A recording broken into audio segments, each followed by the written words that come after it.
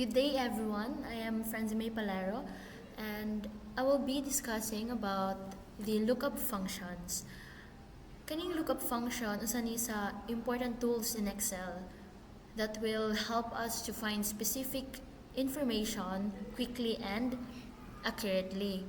Kay imagine if you are dealing with 100 or thousands of records, maglisod ka, di ba? Like, if you will be going to search manually, scrolling, maglisod jud kag pangita. So, ang lookup function will help you para mas dali ra mapangita. So, unsa man din ang lookup function? Ang lookup is a function in Excel that allows us to search for specific value sa one column or row and then mo return siya sa related value from another column or row. So, in short, it will help us look up data. Naay duha ka type of lookup function. Commonly used ni siya. Ang first is VLOOKUP. VLOOKUP means vertical lookup. Ang data is arranged in columns, columns, and then you want to search vertically, paana. And then ang HLOOKUP is horizontal. Ang data is naka-arrange in horizontal or in rows. So, paana. And then monto, ang HLOOKUP mo search siya sa data horizontally. Natay formula on how the lookup works. So if VLOOKUP ang atong gamiton, ang formula is equals VLOOKUP, then parentheses lookup value, comma, table array, then cool index, then comma, range lookup. For HLOOKUP, equals HLOOKUP, then same ring hapon, lookup value, table array, cool index number, and range lookup. Kung sumisud inganing sa formula, ang kaning lookup value mo ni ang base nimo para makit-an to nimo tong imong ipangita. Table array is range of data or like table asa dapit daay nimo siya pangitaon. And then cool index number pod is mo na ang column number o asa nimo makit-an ang kadtong imong ipangita. So unya, mag-example ako. Lastly is range lookup. Sa range lookup, naatay gitawag og true or false. Ang true is approximate match ang iyang pangitaon, while for false, exact match ang iyang pangitaon. So example ani is mo nang inyong nakita din sa screen. For example, pangitaon nato ang name. First is ang base nato will be ID. So sa kaning ID nga cell tapad sa ID which is ang J3, ato nang himuon nga maghimo tay nga nag data validation or drop down. Maghimo tag drop down nga ID number ra gayud ang pwede ma-input din ha. Kay para dili mo error ang atong function which is ang lookup. So unsaon man pag drop down nga ID number ay makita diritan, ID number ay ma-input sa J2. So example, ganyan na siya. Pindot ka sa data and then you will find data validation, then data validate. And then click the any values to list and then click the source asa ang source na source data. So ang mga ID number ang atong ipangita, so ID number at ang atong kapihon or i-select. So from 1 kani nga data kay 1 to 100 man ni. So 1 to 100, so copy na nato. Dugay man naging ana. Yan na. Control shift down. Mupadong na mo select na ni siya from 1 to 100. Oh, di ba? 1 to 100 and then click okay. Nara, nanatay drop down for ID, which is na arrow sa ubos. So pangita na if imo na scroll kutob ni 100. O di ba 100. Tawa mo dili mo error ni ron if dili ID number yung i-input. Tayo mo pinot ko M. This value match the data validation restriction defined for this cell. So dili pwede. Munay usa ka nice o if imong i-drop down kay 1 to 100 jud ang nga ID number ang iyang ang pwede ma-input din nga cell. Tahay mo yung tag 105. Diba? Wala. So 1 to 100 jud. Ang further discussion ni nga ni deeper discussion ni nga ni discuss ra ni Pat na dito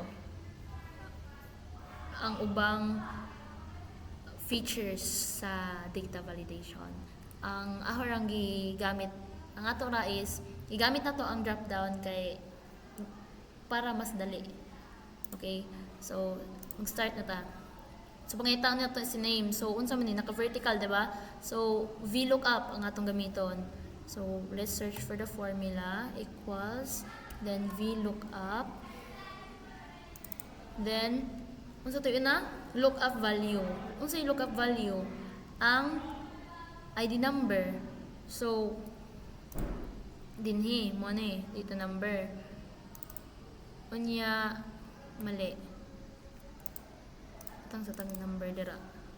So tayo atong gipangita is ID number 5. Let's make the function equals VLOOKUP kaya naka-vertical man yung atong data sa left side. And then first buhaton is lookup value asa ang atong base nga data, which ang atong base is kani number 5 nga ID sa babaw. Then sunod unsa ang atong table array? Asa nga table? From i-select ni nato ning tanang data na sa left side kay diri man nato pangitaon. Okay. Then the next one is cool index number. Ang name daw asa na belong na column. Ang name nasa column 1, row 1, row 2. Oh, row. Column 1, column 2. Then, column 2 si name. So, number 2 ra itong ibutang. And then, next is true ba or false. Ang atong ipangita kay exact match man. So, mag-false ta. And then, enter. Oh, number 5. Ang name ko nun ni ID number 5 is si Loisa Flores daw. Without ang i-check. Number 5. Oh, tama. Loisa Flores. If pangitaon na to si ID number kinsa si ID number 10. Ito yung zoom para maklaro. So if atong pangitaon si ID number 10, pinduton ra ninyo ning drop down and then you will search or pwede pong pindot dire number 10. Then the name below kanang Loisa Flores ma-change na into Rosa Santos. Kaya ito mo nang formula so mo input ra siya dayon. Tama si page. Anong page? Si ID number 10 kay si Rosa Santos. O diba dali ra. If contact number pod pareha ra gihapon pero ang ma-change ra is ang kadtong cool index number which is asa si contact number na belong na column. So equals VLOOKUP and then lookup value kani gihapong ID number, then table array same this table from ID number to contact number tanan imong kapihon. I mean i-select.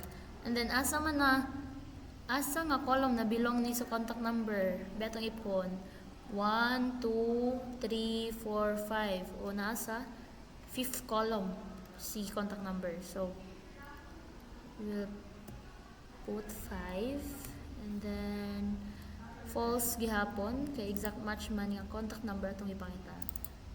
Then parenthesis charang contact number kay 0936-186-2167. Let's see if sakto ba dara. 09 match de same and then kani mag-change na punta si ID number 18 ba sakto ba gajud 18 sakto ba gajud nga mugawas nga name ug contact number match sa data nga naa sa kilid. Juan Aquino daw number 18. Uy, sakto. Juan Aquino. Then contact number is same ba? 0988-2222-3668. Sakto. So, yan na ang kaning VLOOKUP. Another example is kani shipping, handling. So, mao ni ang mga price range if mag-weight og 1, so ang handling is 4 pesos, ang shipping 6.95. If ang weight kay 10, 7.5 and then 20. So what if naanay pila may handling and shipping fee nganing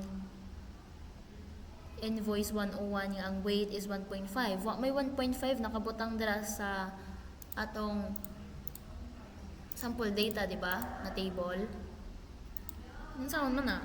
Asa mo nga range na aba siya sa 2 or 1? Na ba siya sa 1 kay papan siya ning abot ang 1.5 nga weight wa pa ning abot og 2. So di pa siya mahimong ang handling fee is 5 and then ang shipping is 10.95. So dili pa siya nga sa 1 which is 4 og 6.95. Let's see if mo uba pud ang mugawas nga mga data diri sa handling and shipping using the VLOOKUP. So i-table ni nato. Ito ning i-table para dali ra siya. Saan pag table? Kaya ba naman mo table? Copy ning from LBS weight to shipping. Then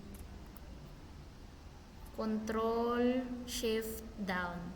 Muna nga table. And then muna kuan mo para mag-table, mahimong table. Then control T para maihimo una silang table. Control T then click OK. O na table na. So ato nang name ng table of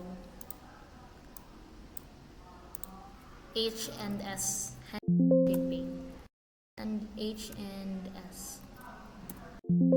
Yun pwede ay di pwede na ay special koan H_koan S nara.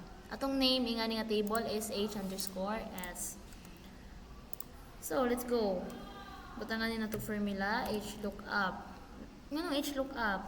Kaya ang base which is kani ug kaning shipping naka-vertical ang mga information. So VLOOKUP ang gamiton. Ang heading ba? Ang heading taparay man ang mga heading niya ilang mga information pa down. So vertical. So VLOOKUP then unsa may atong lookup value. Sige daw. Kaning weight 1.5. Unsay atong table array? Kani atong table array, di ba? Kaning naka-blue. Anya gipanganlan naman ni nato siya. So pwede rag atong di na ka mag copy di na ka mag select from C to E, and then kutob diri sa C7 to E7. So di na ka maging na ang atong is kinaka-table naman na ang atong giname kay H underscore S. So mo na same ra gihapon na, di ba? Di ba? Ning select siya sa table na kadtong nas babaw. Unya, call index number. Asa man ay ang asa ang handling kapila nga column si handling. Kay handling man atong gipangita pila ang handling fee. Kapilang column kaning nasa blue side. Tika number 2 from this sa first ang start sa atong table nasa C. So mo ni 1, 2 ug 3. So ang ika number 2 ang atong gipangita which is handling si 2, and then exact match, then parentheses ay and is dyan tungod kay dili man exact si 1 point kay wala may weight nga 1.5 dira so dapat true day nga atong gibutang di day false. True ka approximate match ra di ba 4 ang 1.5 nasud siya sa handling 4 which is weight nga 1 dili siya sa 2 kay wala pa man abot og 2. For shipping same ra gihapon we look up. And then lookup value is 1.5. And then table array, mga atong table, H underscore S. Kay, gihimuan na natog name, di ba? Kasi makalimot. And then, asa nga column na to pangitaon si shipping.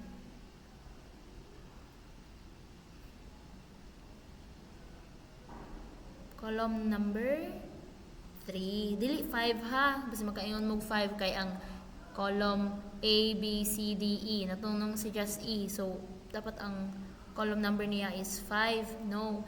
Mag-start ka dinhi sa table nga LBS weight. So, mo ni mong 1, ang handling 2, ang shipping mo 3. So, 3 na imong column number. So, dira sa shipping pangitaon ug pila ang cost niya. And then last is true. True atong answer dire. Approximate match ra dili false kay dili man exact ba yan True. Di ba? 4 6.5 6.5 sakto. Then dire sa other information sa ubos, all you have to do para mo copy ang formula na sa right side sa handling na murag box din ha, basta mo nga na mo cross ang cursor mo plus ang cursor, you will just right click and then drag pa ubos para mo copy ang formula. Then for shipping pod copy. Diba? Ba ato i-check. Weight 9, masud siya sa 5 pa. 5.15 tama. Si 12, masud siya sa 10. Ba sakto ba? 7.5 20 7, masud sa 5 5.15 Sa 11, masud pa na siya sa 10. So, ang handling is 7.5 and shipping is 25. Weight 5 is masud sa handling na 5 pesos, shipping na 15 pesos. Yeah. And then, dito sa boss. If, same running nga formula, same running nga data ha, sa dire. Naka horizontal lamang, bantay, tawa. ang weight dana sa column A. And then, ang mga headers nara sa column A tanan. Weight, handling, and shipping. Niya ilang data is higda, horizontal. So, unsa may atong gamiton? H lookup ang gamiton. So, mo ni. Sige daw. So, pag H lookup pod, i-table po din na to para dili mausog. Control T. And then dili ato ning i-off ning header rows ha, kaya nga atong header kay dara man sa column A tanan niya, naghimo man sa header na hinoon diri babaw sa handling. So ato nang i-off. Uy.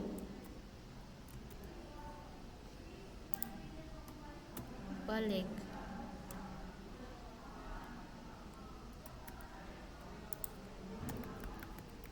Gikan dere kay mawa man si weight if magsugod ta ni weight.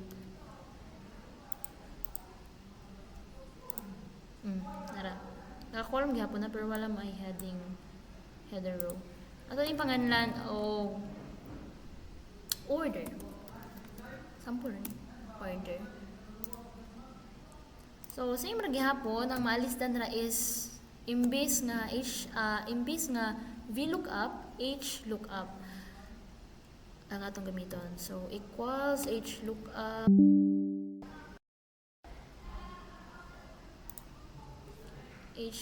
lookup value, weight. And then table array is katong atong gipanganlan, si pangalan to order. And then row index number. Asa na belong daw si handling, ikapila nga row. From weight, handling, o shipping. Kapila siya. Ka number 2 nga row sa table. And then approximate gihapon kay dili man exact jud kay numbers man weight man nya nga atong given data kay 0, 1, 2, 5, 10 ug 20 ra ang atong weight. Nya yang weight kay 1.5 wala sa information. So approximate match ang atong pinduton, which is true. True ang atong ibutang. O 4 ang handling. Nya i-copy ra na. Kutob 6. And then sa shipping pod, same ra magihapon, HLOOKUP.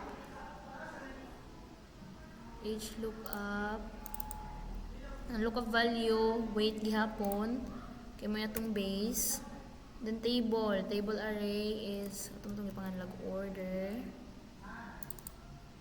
And then asa na kani dili ra mag-change sa row index number. Kay ganihang row number man sa handling nga atong gi-input karon kay shipping naman ipangita man nato ang shipping cost asa day siya kuno dapit nga row. So naman just row 3 si shipping. So sa row 3 di ay kuno pangitaon ang kadtong cost. And then approximate gihapon, which is true atong ibutan. Then enter. Shipping 6.95 to drag na to kay same naman ni formula. Nara. Nanakay shipping handling cost and shipping costs. Sige daw. Atong tan-awon dito vertical na to nga gihimo ganiha if same ba sila. Sige. Same ra man ig data. To tan-awon. Mo man ang atong answer, diba? Yan mo ni answer sa formula nga horizontal. Sabi, handling niya kay 4, 5, 7, 5, 5, 7, 5, 5. Sa atong horizontal, 4, 5, 7, 5, 5, 7, 5, 5. Diba? Same. And then sa shipping, 6.95, 15, 20, 25, 20, and 15. Same ra gyapon. So, mura to. Advantages, ano may advantages sa paggamit og lookup functions? Makasave ni og time for searching for information. Maka-reduce ni og error kay naka-formula compared sa manual searching. And then, it makes reports and database more organized and very useful dyan sa accounting, HR, inventory, o sa mga school reports. In conclusion, the lookup functions in Excel makatabang dyan nato to retrieve data quickly and accurately, whether student information, katong ganiha, product details, or employee records. Lookup makes searching easier. So mastering these functions, VLOOKUP and HLOOKUP, will make our work with Excel much faster and efficient. So hinumdum ito, unsaon to, itong mga formula ay unsaon para masakto ang inyong formula. So hinumdum ito kung ipanulti. So to, first is lookup value. Lookup value ba? Lookup value. Unsa imong base inga to para makit-an tong katong handling. For example, then table array, asa mga data niya pangitaon. And then cool index number. If naka-horizontal, cool index number. If naka-vertical, cool index number. If naka-horizontal, row index number. So, agani sila ang sud sa dinha sa cool or row index number is ikapila nga row or column ang atong gipangita. For example, handling or shipping. Si handling is ika number 2, si shipping ika number 3. Then ang range lookup, put true if approximate match ang imong gipangita, and then false for exact match jud. Sa kaning example nato sa ikaduha nga sheet, which is ang order, pangalan ng order, true ang atong gigamit kay ang weight nga, ang ubang mga weight kay wala sa given information, kay 1, 2, 5, 10, 20 raman niya. Ang ubang weight kay wala din ha. So mag-true jud ka kay approximate number man tong approximate match naman siya. And then for customer, katong customer, di ba atong ipangita kay name o contact number, kani di jud ni pwede true atong i-answer din sa last. Dapat false kay of course name dapat exact match jud. And then contact number, most importantly. Mara to. Thank you for listening.